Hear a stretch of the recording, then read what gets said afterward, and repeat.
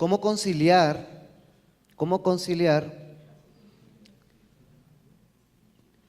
las antagónicas figuras de las locomotoras de la prosperidad con los desafíos y exigencias de desarrollo sostenible? Considera que deben realizarse proyectos de inversiones preliminares a la construcción. Pienso que la inversión en la planta puede ser ineficiente, como ocurrió con la Petar Salitre, en que creen que deberían realizarse los primeros esfuerzos para el saneamiento del río en temas de ingeniería. Finalmente, sobre la exposición del doctor Macías, digo que en las zonas rurales y de clima caliente se vive un permanente constructo con el parque de Ibagué, en Ambeima, Neiva y en el Magdalena. En Bogotá es verdad lo que él dice, hay dos países, Bogotá y el resto. Y Bogotá ignora y desconoce ese resto y vive a espaldas de todo. El río Bogotá, el río Magdalena y el resto del país hace falta educación para salir de este círculo vicioso. Y para el doctor Ballesteros, dentro de la oferta hídrica se encuentra el agua subterránea y en zonas específicas de reserva forestal protectora en los cerros orientales de la ciudad de Bogotá. Existe un gran potencial en este recurso para su explotación sostenible. En casos de desabastecimiento y de emergencia, no se pueden dar permisos para exploración. Pienso que un conjunto de preguntas y cuestionamientos enriquece muchísimo lo presentado en la mesa por los diferentes personalidades y expertos, y ha sido muy valioso la sugerencia de leerlas todas, por lo menos, porque si le damos una respuesta detallada, pues vamos hasta el mediodía tranquilamente y más, pero también crea una ruta de diálogos y de trabajos posteriores, que eso es también uno de los resultados esperados con este evento. Tenemos pocos minutos, pero a ver, empecemos. Cada uno de los panelistas tiene la posibilidad de intervenir. El doctor Carrizosa.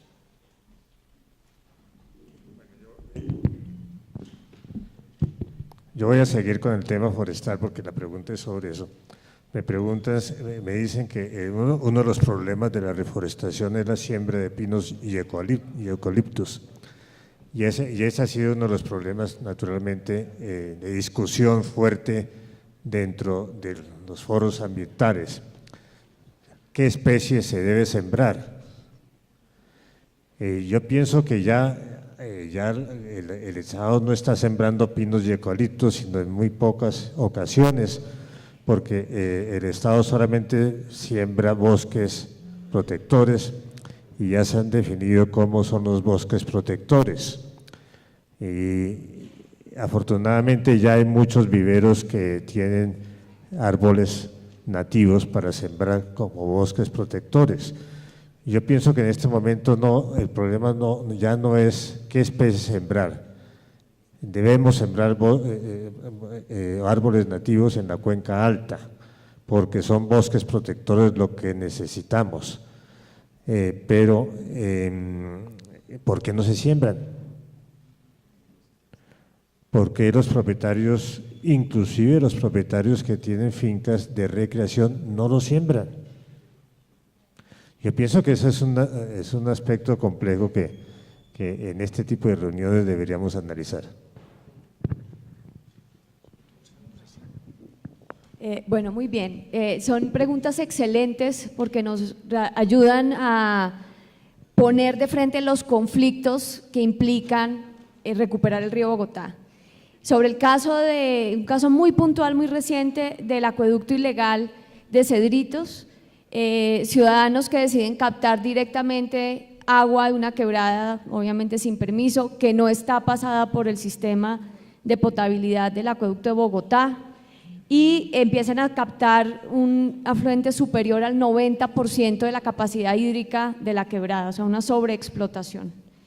¿Qué hicimos? La autoridad ambiental puso una medida de suspensión a esa operación en diciembre del año pasado y la alcaldía local de Usaquén la ejecutó esta semana. Pero la pregunta de fondo es ¿por qué unos ciudadanos en una ciudad de este tamaño, con el acueducto sofisticado que tenemos, deciden captar agua directamente del agua superficial? Y lo que ellos han referido es que la tarifa del acueducto está muy alta y están entonces buscando fuentes, y acá viene un conflicto trascendental del cumplimiento de esta sentencia. ¿Quién va a pagar por la sentencia? Cuando vemos las fuentes de financiación, el 90-80% llegan a un solo lugar, el Distrito Capital. Y no me voy a referir a eso porque ya otros secretarios que vienen en el siguiente panel lo harán, pero el marco fiscal del distrito en el mediano plazo está copado, y está copado por obras gigantes como el Metro de Bogotá, etcétera. Entonces el tema crítico acá es, ¿van a pagar los usuarios del acueducto de Bogotá parte de las obras como la planta de Canoas en la sentencia? ¿Y qué significa eso para las tarifas? ¿Y qué significa eso para el derecho al agua potable? Nosotros creemos que lo que falta por financiar para poder hacer la planta de Canoas y el proceso de la sentencia, deben recurrir otros actores como el gobierno nacional y también obviamente actores del orden internacional, porque si vamos a cargar eso a las tarifas del acueducto, pues vamos a generar un conflicto social alrededor del derecho al agua potable en la ciudad de Bogotá. Segunda pregunta, entonces hacen una referencia que los medios han hecho a la familia del alcalde que parece tener un páramo de papa, lleno de papa. Bueno, yo no me voy a meter en los vínculos familiares de la esposa, de la hermana, de la esposa, del esposo, de XYZ, pero sí hay la segunda parte de la pregunta habla del tema de la voluntad política.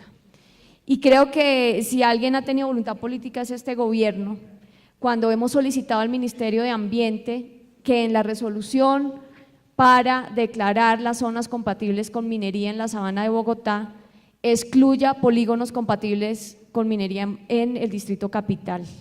¿Para qué? Para proteger el páramo, porque ya no tenemos suelo en Bogotá y el buffer ambiental entre la ciudad y el páramo es la zona rural que hoy tiene explotación de canteras, y fuera de eso los riesgos asociados a la explotación minera dentro del perímetro urbano de Bogotá, que tiene hoy grandes problemas en el río Tunjuelo y en las canteras. Segundo, hemos dado una lucha, varios ambientalistas y también el alcalde actual, por consolidar la reserva Thomas van der Hammer, que los estudios, que además el profesor Carrizosa fue parte de ese panel, demuestran son críticos para el balance ambiental de la región y de la cuenca. Hoy esa reserva no existe, pero ese territorio con lo que queda es la conectividad de cerros a río Bogotá y el balance climático de la cuenca.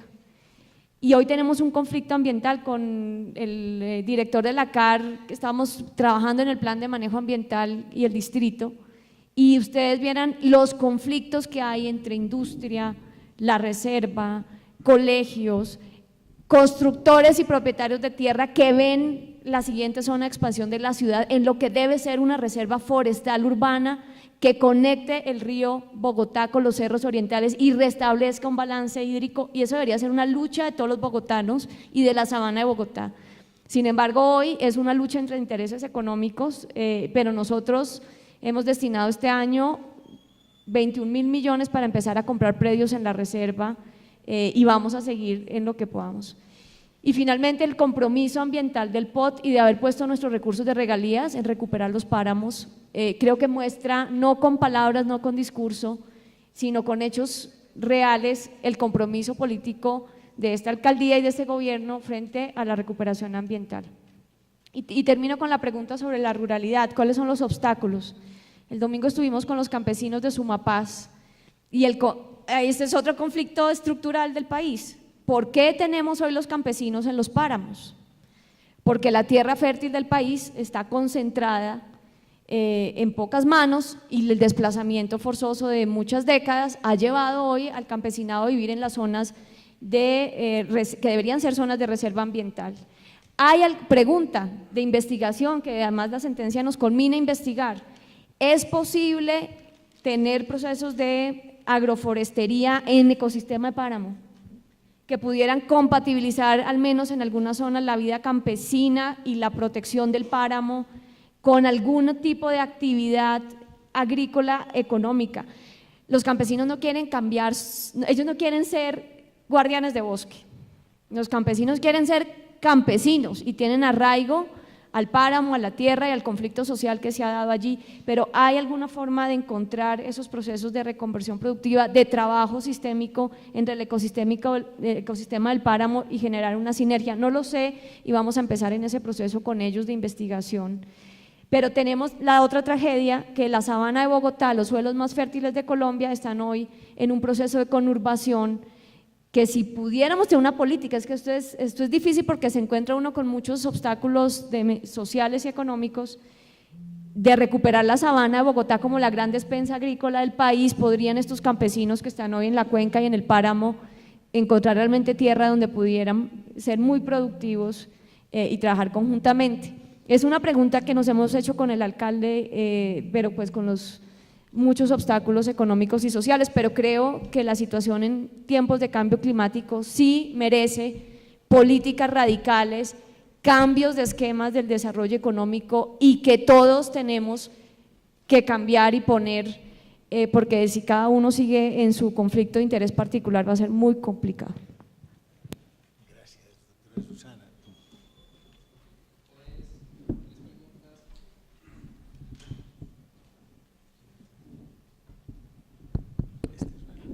Sonido.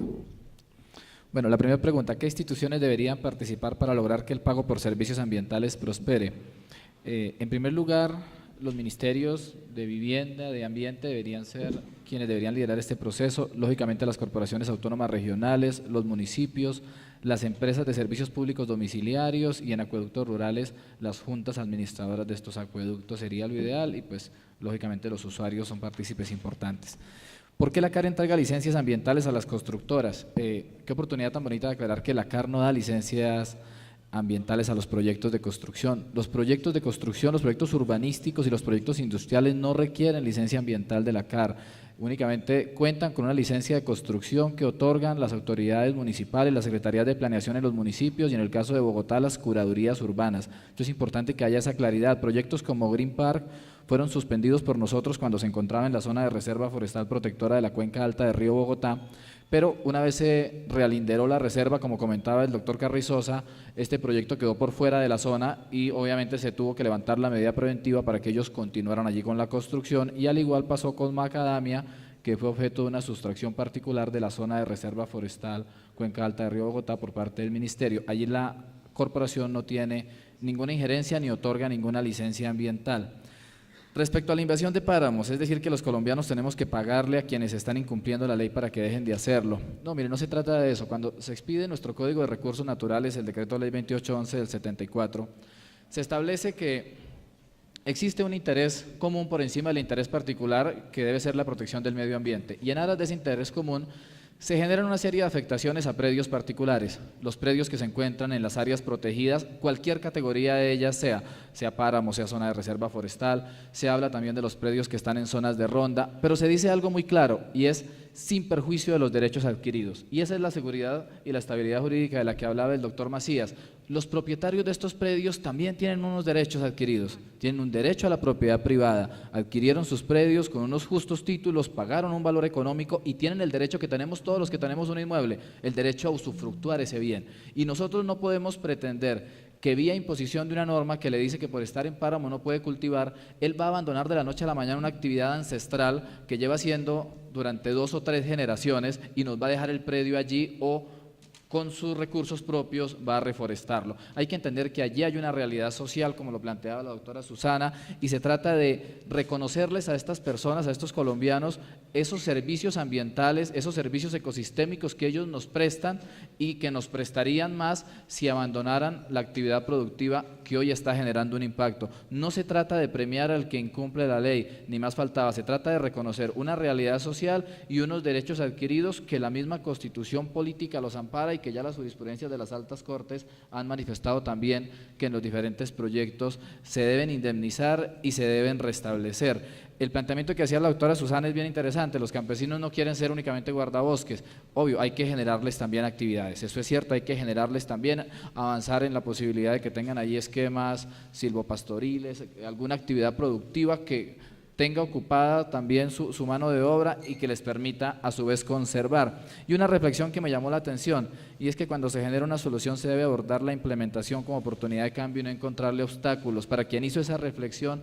les quiero decir que creo que todos los que estamos en esta mesa estamos en esa vía. Creo que nadie más comprometido con materializar las soluciones que trae la sentencia, pero estos foros también son para generar aportes, para abrir discusiones y para poner sobre la mesa realidades del país, realidades de la institucionalidad y falencias de la institucionalidad, que solo discutiéndolas y advirtiéndolas se pueden solucionar y se pueden superar, no ocultándolas. Gracias. Gracias.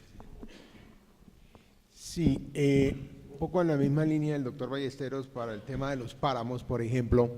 Conozco un caso donde un señor por allá en los años 70, 60 y pico, trató de ser por el INCORA, que era la autoridad, digamos, agraria de la época, de ser expropiado, de aclarar la extinción de dominio por no explotar el páramo. Él tuvo que defenderse para demostrar que explotaba el páramo. Y otras personas que habitan los páramos recibieron plata de organismos internacionales y del mismo Estado a través de la Caja Agraria y de políticas públicas que había en la época para cultivar y desarrollar proyectos agrícolas dentro de los páramos. Entonces, ahí es donde yo digo la confusión que hay del país y el cambio de paradigma en la política pública, y eso cuesta. En el modelo que tenemos nosotros, eso cuesta. Lo mismo pasa con la propiedad privada. La propiedad privada en Colombia se protege. La función ecológica, sí, pero el núcleo esencial de la propiedad no se puede desconocer. O sea, una persona no es que tenga una propiedad para contemplarla, mientras el del frente, casos de la vida real, sí la puede desarrollar, porque el de acá tuvo la mala suerte que justo quedó en el lindero donde estaba la reserva, el parque o el área protegida respectiva. Sobre el tema de las curtiembres, de una de las preguntas, hay un aspecto, y es que mire, las licencias ambientales hoy en día en Colombia casi nada requiere licencia ambiental. Ese decreto que viene del 4 de agosto del 2002 es realmente, yo lo tomo así, lo digo en clase, eso no es nada nuevo, lo digo siempre en clase, es una burla a la inteligencia. Por ejemplo, reconformación de dunas requiere licencia. Explíqueme a alguien del auditorio qué es una reconformación de dunas. Cierre de brazos, ¿cómo es? Cierre de brazos y madreviejas. Explíqueme eso. Cierre de meandros y madreviejas. ¿Ya? Explíqueme a alguien eso. Obras duras. ¿Cuáles son las obras duras? Entonces, nada requiere prácticamente licencia ambiental. Eso es un tema que se desmontó todo el régimen de licenciamiento ambiental en Colombia, ¿cierto? No sé, he escuchado comentarios a veces en charlas a las que asisto, a conferencias donde dicen que fue para facilitarle al sector regulado, digo regulado no privado porque hay sector público que también es regulado y está interesado en que se desmonte, para facilitar la competitividad y la gestión y el desarrollo del país. Entonces, mientras Colombia siga creyendo en eso, es eso. Ahora, ¿por qué las corporaciones no le pueden dar un parque industrial a las curtiembres? Porque no es función de ellas. Aquí no conocemos la ley, a mí me da pena, pero ni siquiera los ministros saben cuáles son las funciones y entonces ni siquiera los encargados de hacer proyectos de ley.